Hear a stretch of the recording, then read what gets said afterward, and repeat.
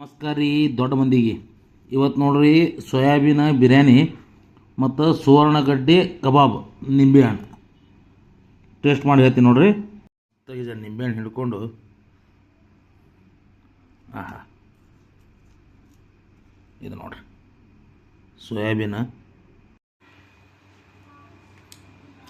ಆಹಾ ಸೋಯಾಬೀನ್ ಬಿರಿಯಾನಿ ಮತ್ತು ಇದು ಕಬಾಬ್ ಮೆಣಸಿನ್ಕಾಯಿ ಸುವರ್ಣಗಡ್ಡೆ ಅಂತ ಬರ್ತಾರೆ, ಸುವರ್ಣಗಡ್ಡೆ ಅದ್ರ ಕಬಾಬ್ ಮಾಡ್ತಾರೆ. ಏಕ್ದಮ್ ಮಸ್ತ್ ಇರ್ತದೆ, ಟೇಸ್ಟ್ ಇರ್ತದೆ ಕಬಾಬ್. ರೈಸ್ ಹಾಂ